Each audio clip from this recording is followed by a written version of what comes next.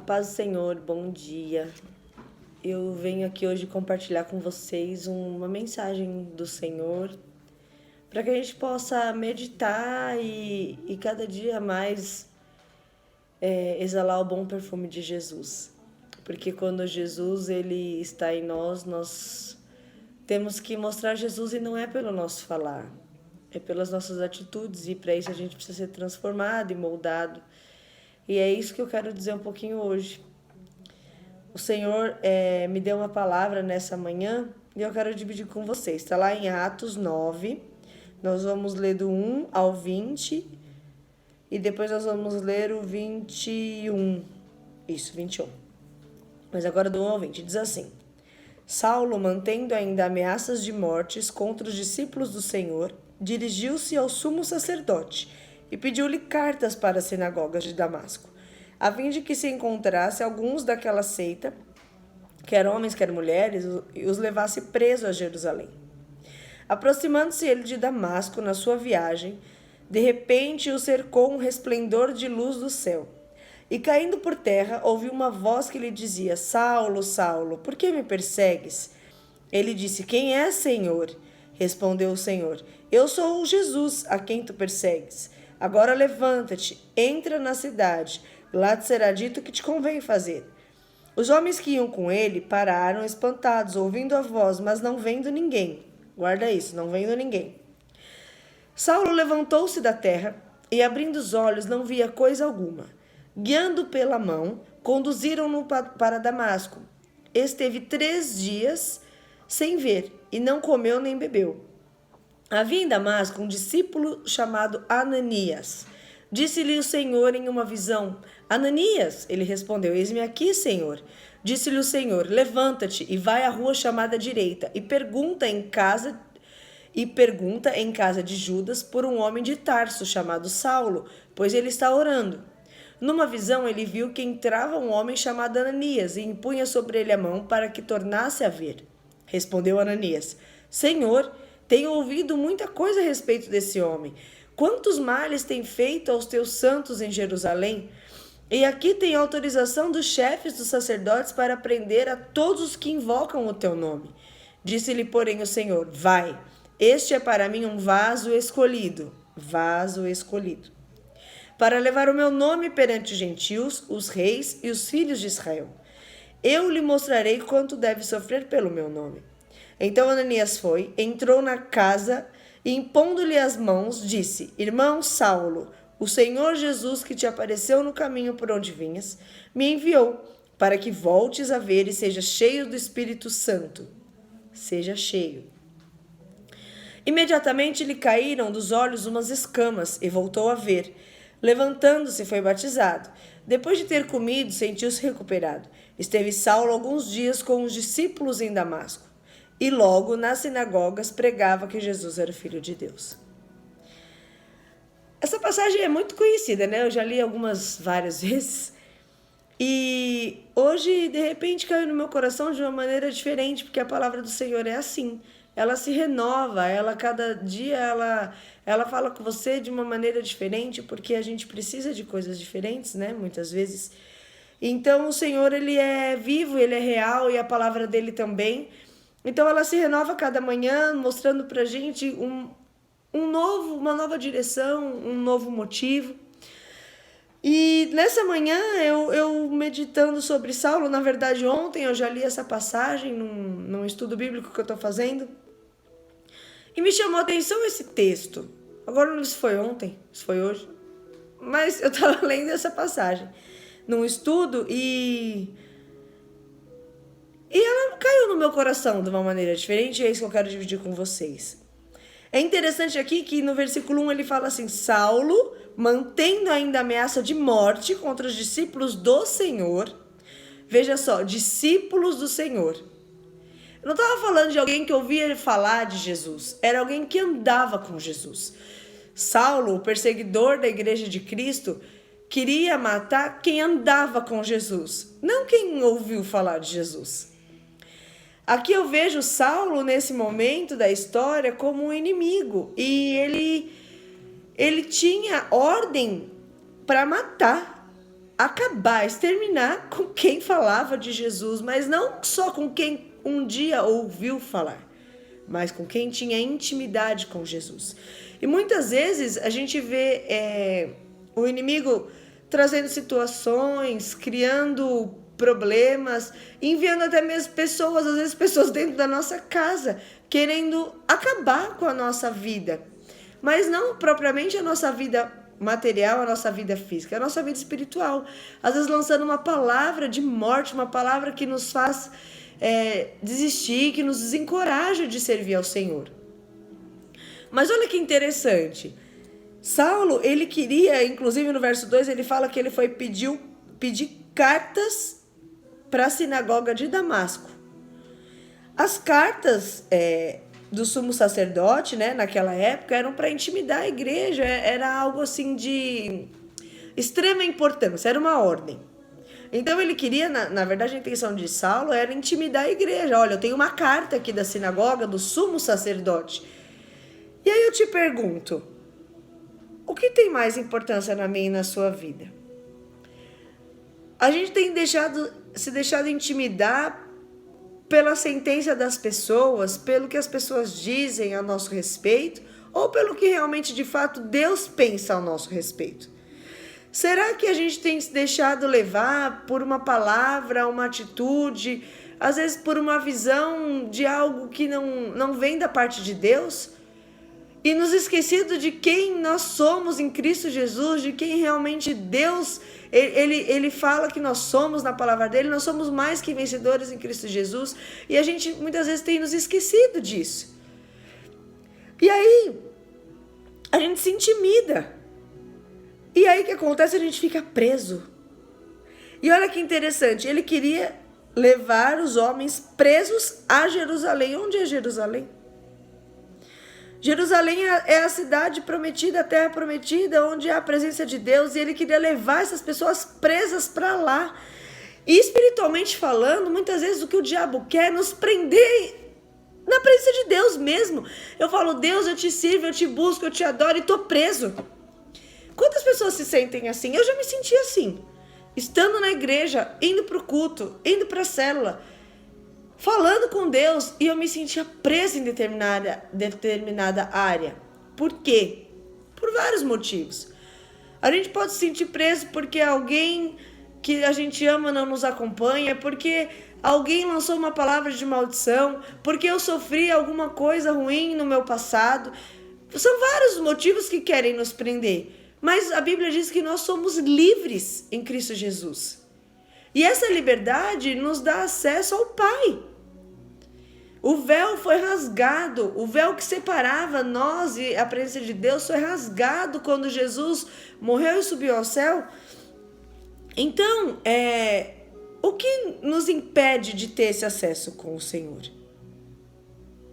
O que nos impede são os nossos medos, as nossas necessidades que não são colocadas diante do Pai. E muitas vezes a gente está em Jerusalém e está preso. E aí ele continua discorrendo aqui, né? Que no 3 ele diz assim, aproximando-se ele de Damasco na sua viagem, de repente cercou um resplendor de luz do céu.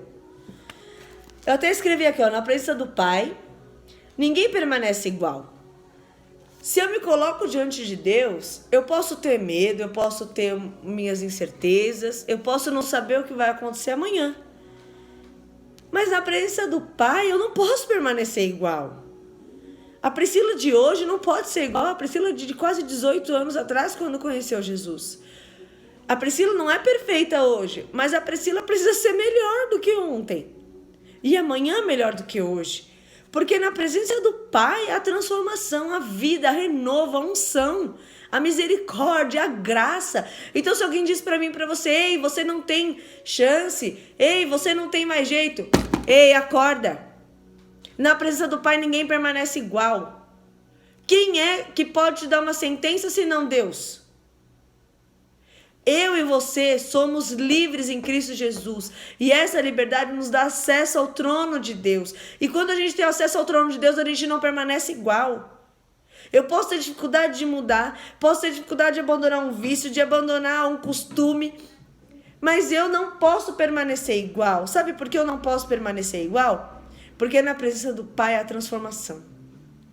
E foi isso que aconteceu aqui com Saulo nesse contexto. Ele estava indo, aproximando-se de Damasco. Ele queria prender os servos, os discípulos de Jesus. E Jesus, quando você está no caminho de Deus, que você tem a intenção de fazer certo, que você busca fazer o certo, o inimigo pode tentar, mas Deus fala, ei, aqui não. Aqui não. Ele é meu. Até aqui, Satanás, você trabalhou. A partir de agora você não tem mais autoridade, porque ele é meu filho, ele é meu vaso escolhido. E nessa manhã eu te encorajo a dizer para o inimigo, ei, até aqui você foi, agora você não vai mais, porque eu sou livre em Cristo Jesus, e eu sou liberto. E se eu sou liberto, eu vou conhecer o Senhor.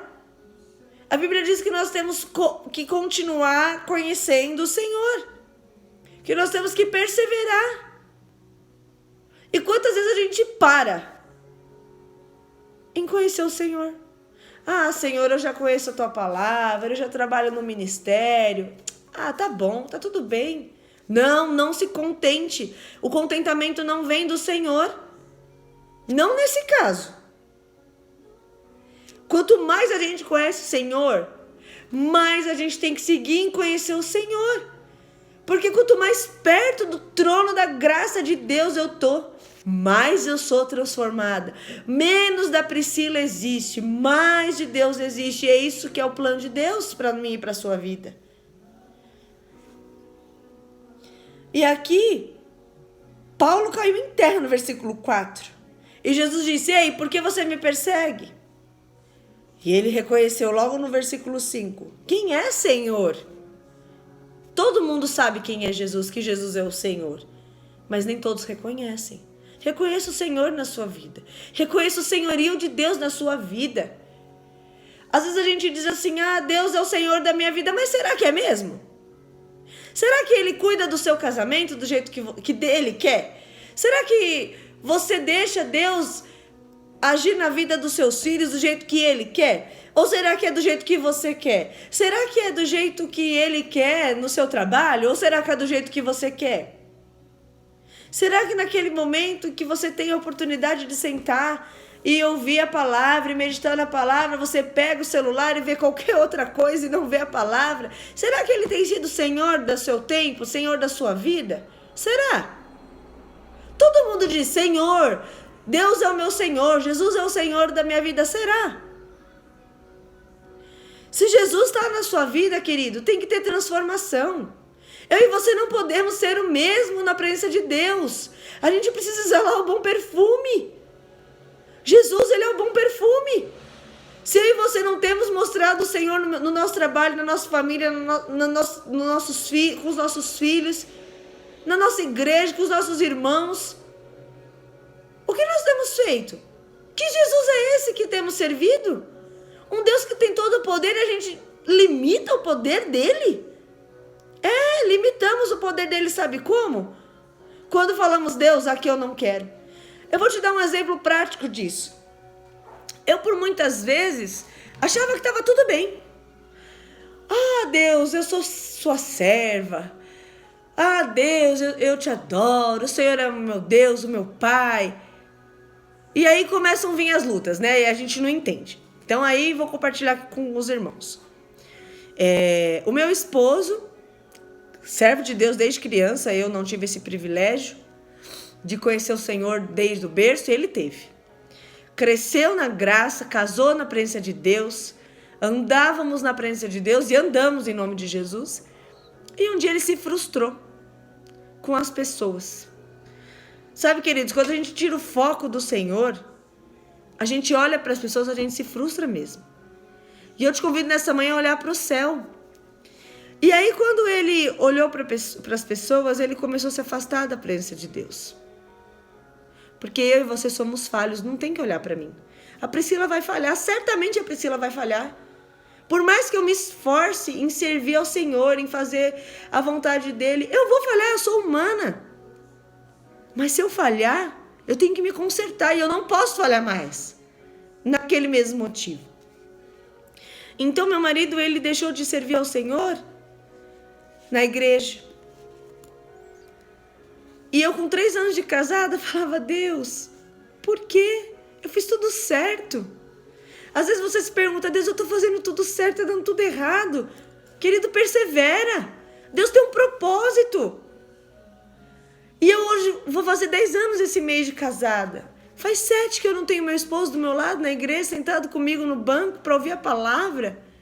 E sabe o que a Priscila fez? A Priscila pensou, Deus, isso não está certo. Se ele não vai para a igreja, eu também não vou. Eu não casei para andar sozinha. Eu não casei mesmo. Mas antes de ter casado, eu tenho Deus na minha vida. E um dia eu estava tão assim, macambuza, como diz meu pastor Wagner. Estava tão triste, tão meio para lá, meio para cá. Não estava vivendo uma vida de pecado.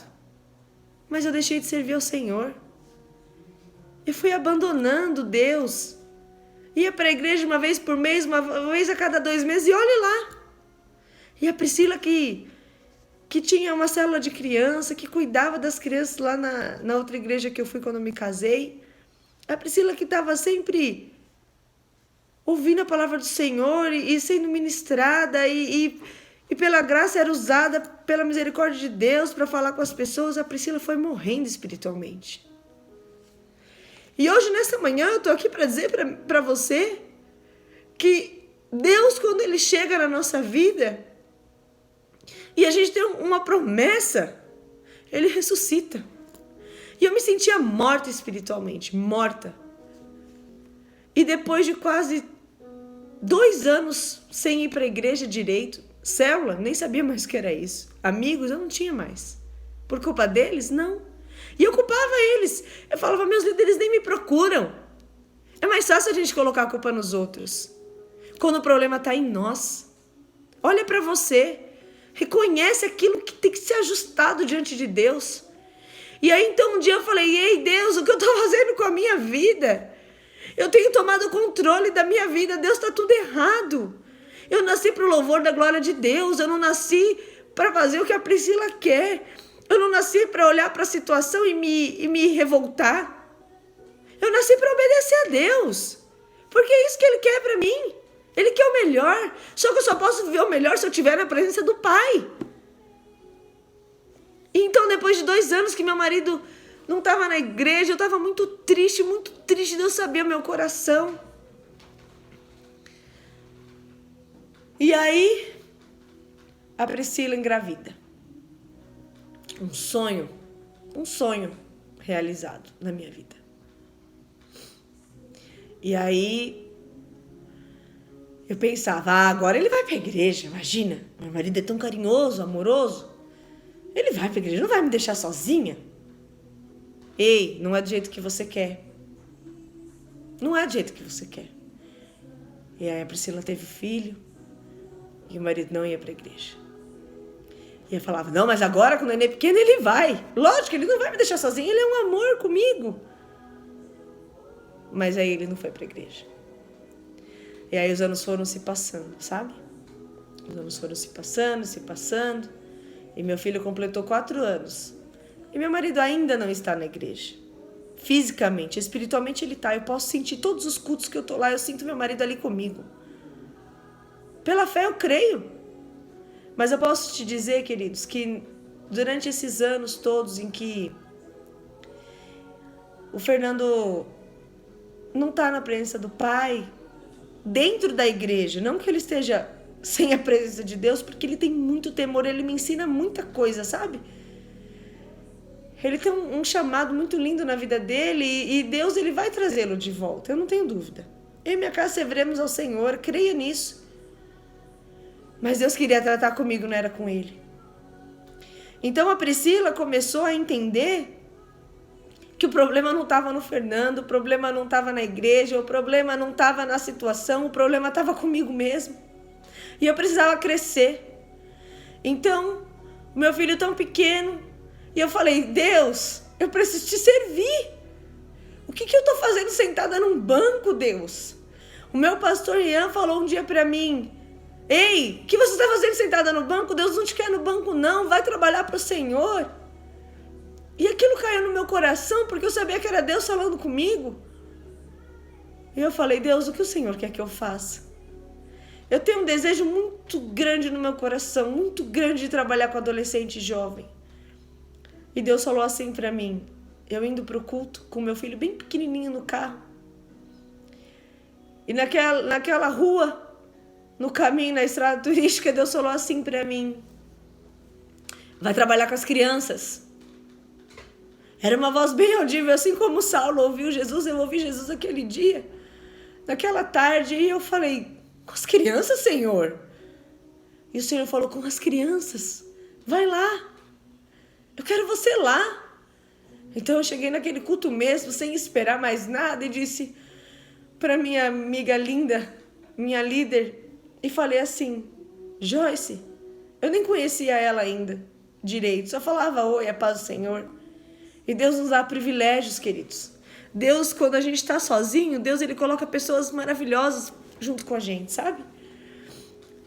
E aí eu disse para ela assim, eu queria conversar com você, eu queria servir ao Senhor, eu queria saber se o Ministério Infantil está precisando. Ela sorriu e disse, como a gente precisa. E eu falei para ela assim, então eu estou disponível, se eu puder. E ela disse, claro que você pode, onde você quer servir? Eu falei, onde o Senhor quiser. E ela falou assim, você quer servir na sala do teu filho? Ele tinha 1 ano e pouquinho. Eu falei, não, onde precisar, qualquer sala. E ela me colocou na sala do meu filho. E meu filho não acostumava na igreja. Ele chorava, ele queria ficar no culto comigo. A gente tem um ministério infantil tão maravilhoso, tão abençoado, o qual eu faço parte até hoje, para a glória de Deus. E aí, quando eu percebi, eu estava sendo tratada por Deus. Eu não estava mais sozinha. Eu tinha uma multidão de gente perto de mim. Eu já tinha voltado para a célula, tinha amigas tão maravilhosas, pessoas que me acolheram. E ainda eu achava que o problema não era eu. E aí eu fui conhecendo o Senhor. E eu fui voltando a buscar a Deus. E aí um dia Deus falou assim para mim, filha, o que está errado em você, não olha para o outro, olha para dentro de você. E eu comecei a ver que eu era uma pessoa que só reclamava. Como eu luto com isso, pra gente não reclamar, pra eu não reclamar. Deus, eu tenho tudo, eu tenho o Senhor, pra que eu vou reclamar? E a Priscila começou a entender que eu não podia reclamar mais. Porque eu tinha que agradecer a Deus por tudo que eu tenho, por tudo que Ele é. E o que eu não tenho e eu quero é porque eu não preciso. Se eu não tenho é porque eu não preciso, ou porque não é o tempo, tudo está no controle das mãos do Senhor. E eu comecei a ver, sabe o quê? Que a Priscila não exalava um bom perfume dentro de casa. Eu podia ser uma pessoa maravilhosa para os outros, mas dentro de casa eu era falha com meu marido. Eu queria mandar, eu queria que fosse do meu jeito, eu queria manipular situações para que fosse do meu jeito, tá errado.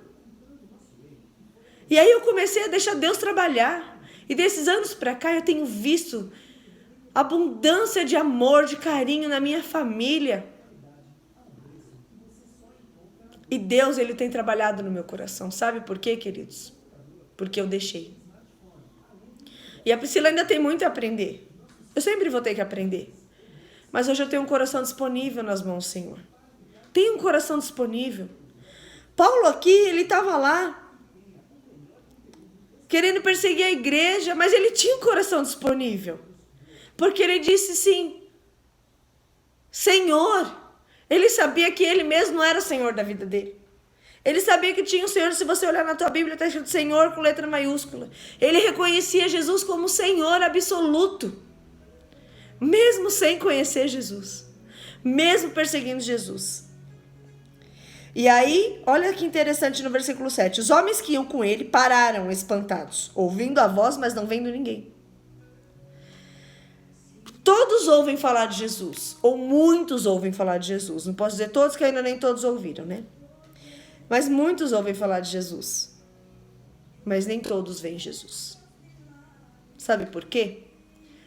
Porque olha só, o que acontece? No versículo 8, Saulo levantou-se e abriu os olhos, mas ele não via nada. E guiando-o pela mão, conduziram para Damasco. Saulo era cego espiritualmente aqui nesse momento. Ele estava cego, ele não enxergava mais nada. E muitas vezes a gente vem para Jesus e fala: Deus, parece que está tudo errado. Está dando tudo errado, não estou entendendo mais nada. Estava certo, está errado agora. Estava dando certo e não está. Estava empregado e não estou. E aí sabe o que acontece? A gente começa a ver o cuidado de Deus, o amor de Deus, a misericórdia dele. Porque ele quer dar o melhor. E aí Paulo, ele não estava entendendo nada naquela hora, eu imagino que ele falou: meu Deus, eu estava lá andando, ia perseguir a igreja, de repente veio uma luz, eu caio, escuto uma voz, Jesus falou comigo, e aí eu abro o olho, não vejo mais nada, estou cego, e aí Jesus chegou na minha vida e eu estou perdido. E aí eu digo para você assim, como a gente vence a cegueira espiritual? A gente continua lendo aqui, ó. Esteve 3 dias sem ver e não comeu nem bebeu. Havia em Damasco um discípulo chamado Ananias. Discípulo de quem? Discípulo de Jesus. Disse-lhe o Senhor em uma visão: Ananias. Ananias respondeu: eis-me aqui, Senhor. Disse-lhe o Senhor: levanta-te, vai à rua direita e pergunta em casa de Judas por um homem de Tarso chamado Saulo. Ele está orando. Numa visão ele viu que entrava um homem chamado Ananias e impunha sobre ele a mão para que tornasse a ver. E aí eu te falo, Deus, ele envia o discípulo dele, ele envia o servo dele. E muitas vezes a gente não vê ninguém perto da gente, a gente fala: Deus, eu estou sozinho, você não está sozinho, querido, tem um exército de anjos ao seu redor. Eu por muitas vezes me vi só. Eu olhava e não tinha uma amiga mais, não tinha ninguém. A minha melhor amiga, eu me afastei dela. E aí sabe o que acontece? A gente se vê só. E é nesse momento que Deus fala assim: ei, querido, você não está sozinho, depende de mim. Dependa de mim. Eu sou com você. Eu quero te levar a lugares mais altos. Eu quero que você se apoie em mim. Eu não quero que você se apoie nas pessoas nem nas coisas. Eu quero que você se apoie em mim. Se você está sozinho, queridos, desfrute da presença de Deus sozinho. Porque Deus vai chegar o momento oportuno que Ele vai trazer para você pessoas maravilhosas que vão seguir na caminhada com Cristo. Porque a Bíblia diz que é melhor serem 2 do que 1. Porque quando um caiu, o outro ajuda a levantar, é verdade. Mas existem momentos da nossa vida em que somos nós e o Senhor. Paulo se viu aqui nesse momento, ele e o Senhor. Agora imagina Ananias. A gente leu aqui. Ele disse: Senhor, tenho ouvido muita coisa a respeito desse homem. Ele quer matar a tua igreja. E ele disse, o Senhor disse assim no 15: vai, este é para mim um vaso escolhido, para levar o meu nome perante os gentios, os reis e os filhos de Israel. Olha que interessante, né? Ananias, discípulo do Senhor, estava lá, imagina, na vida dele, tudo tranquilo, tudo bem. Aí agora a gente vai mudar um pouquinho essa história. Às vezes a gente está lá na nossa vida, tudo bem, tudo tranquilo, estou servindo ao Senhor, estou perto de Jesus, estou ouvindo a voz de Deus. E aí Deus fala assim: ei, vai lá. Vai lá no meio daqueles usuários de droga e vai falar da minha palavra. Ei, vai lá no meio daquele povo que não me conhece, daquele povo que precisa de libertação, vai falar da minha palavra. Ei, vai lá na favela evangelizar, vai ajudar aquelas pessoas que não têm condições, vai lá e abençoa. E ele fala: ah, Deus, eu? E se tiver um tiroteio lá? E se me roubarem? E se me baterem? E aí eu digo para você, quando o Senhor está no controle, quando o Senhor está no comando da sua vida, tudo é perfeito. Tudo é perfeito. A Bíblia diz que tudo coopera para o bem daqueles que amam a Deus e são chamados segundo o seu propósito. Então tudo é tudo. Não é tudo mais ou menos, tudo só uma parte, tudo um pedaço. Não, tudo é tudo. Tudo. Tudo coopera. Não tenha medo de onde Deus quer te levar. Não tenha medo de onde o Senhor quer levantar você para falar do amor dele. Ananias tinha uma vida ali tranquila, estava lá na cidade dele, sossegado, na casa dele. Deus vem a ele uma visão e diz: ei, Ananias, levanta, vai lá, fala com Paulo, impõe as mãos sobre ele e ora. E Ananias, meu Deus, imagina que aquele homem ficou cheio de temor. medo mesmo, e falou, meu Deus, eu? E Deus falou, é você? É você. Às vezes a gente acha que a gente não é capaz, e glória a Deus por isso, porque nós não somos mesmo. Eu tenho ouvido algumas pessoas que trabalham comigo no Ministério Infantil, que nós servimos juntos ao Senhor, e dizerem para mim assim, mas eu não sou capaz. Eu digo, glória a Deus pela sua vida, porque eu também não, é Ele que nos capacita. Tenha ousadia. Só se disponha nas mãos do Senhor. Porque quando a gente se dispõe nas mãos do Senhor, Ele trabalha. Ele nos leva aos lugares que Ele quer. Então Ananias se dispôs, mesmo com medo. Eu imagino que aquele homem deve ter ficado aflito por um instante e falado, Deus, eis-me aqui. O Senhor está comigo, então eu vou. Ele não vai me matar, porque o Senhor é quem está mandando. E aí ele foi. Porque Deus disse assim, Ele é para mim um vaso escolhido. Agora eu quero que você pense comigo assim. Muitas vezes a gente olha para as pessoas com um olhar de condenação. Eu já fui assim há muitos anos atrás, graças a Deus, Deus me ensinou bem no início que quem condena é Ele, quem dá a sentença é Ele. E louvado seja Deus por isso, porque eu não sou ninguém para condenar ninguém. E aí, a gente olha às vezes para aquela pessoa perdida, totalmente destruída, a vida toda ferrada. E você fala assim, esse aí? Não, esse não tem jeito. Esse não tem. E aí Deus fala assim para mim e para você, ei, ele é o meu vaso escolhido. Sabe por que um vaso? Porque o vaso de barro, ele é moldável. Ele quebra e se refaz. Ele tá torto, o oleiro vai lá, e molda e ajeita. E a Bíblia diz que nós somos como um vaso de barro nas mãos do oleiro. Então nós somos moldáveis. Nós não somos um tipo de pessoa que é impossível reconstruir.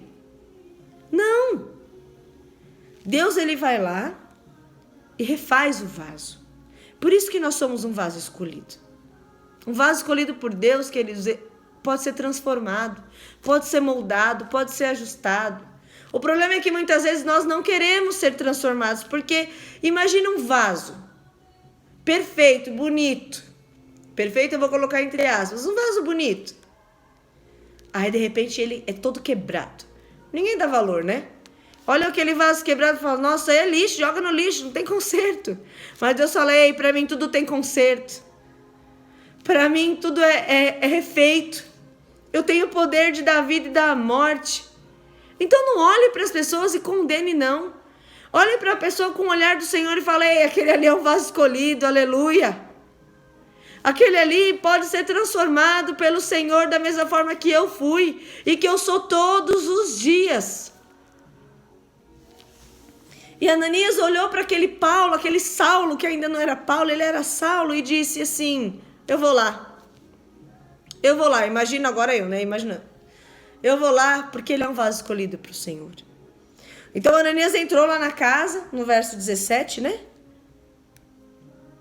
Isso, no verso 17. Ananias entrou, impôs as mãos e disse, irmão Saulo. Irmão, ele já reconhecia Saulo como irmão em Cristo Jesus. O Senhor Jesus que te apareceu no caminho por onde vinhas me enviou para que voltes a ver. E seja cheio do Espírito Santo de Deus. Quando a gente vê Jesus, a gente precisa ser cheio. Só que Deus, ele só nos enche à medida em que a gente permite. Então, se disponha nas mãos do Senhor.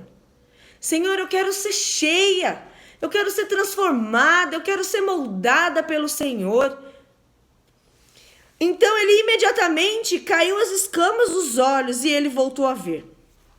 E aí eu quero dizer para você. Olha que interessante. Jesus veio. Ele ficou cheio do Espírito. A cegueira caiu. Ele começou a entender. Às vezes a gente não fala assim, eu não estou entendendo nada. Às vezes Deus não permite que entendamos. E às vezes a gente está cego espiritualmente. Mas quando Deus chega, que a gente vai buscando o Senhor e vai tendo intimidade, e vai se aproximando do Senhor, as escamas dos olhos caem, a gente começa a ter entendimento do reino, e a gente começa a ser transformado, e aleluia, a gente vai crescendo e servindo ao Senhor, e aí as pessoas começam a olhar em nós e falam assim, nossa, a Priscila era daquele jeito, mas agora ela serve ao Senhor, ela está diferente. Nossa, Você me dá um abraço, eu sinto algo bom. Que isso? Eu quero isso que você tem. Aleluia, é Jesus. Aí a pessoa começa a ver que a Priscila está sendo transformada. E aí a pessoa fala assim, nossa, eu quero ser como ela. Mas na verdade não é ser como ela. Ela quer ter o que eu tenho. Ela quer ter o que você tem, que é Jesus. A gente precisa mostrar Jesus. E no 19 ele diz assim, depois de ter comido, sentiu-se recuperado. Esteve Saulo alguns dias com os discípulos em Damasco. Não esteja sozinho, querido. Esteja com os discípulos de Jesus. Nós somos discípulos de Jesus, não ande só. A Bíblia diz em vários momentos, você pode ver, os discípulos sempre andavam de 2 ou 3. Aquele que anda só é uma vítima fácil. É uma presa fácil para o inimigo. Não esteja só. Ande com os discípulos de Jesus. Ande com quem edifica a tua vida. Eu por muitos anos, quando me converti, eu falava, minhas amigas. Mas eu queria mostrar Jesus sem estar trabalhada por Jesus. Não dava certo.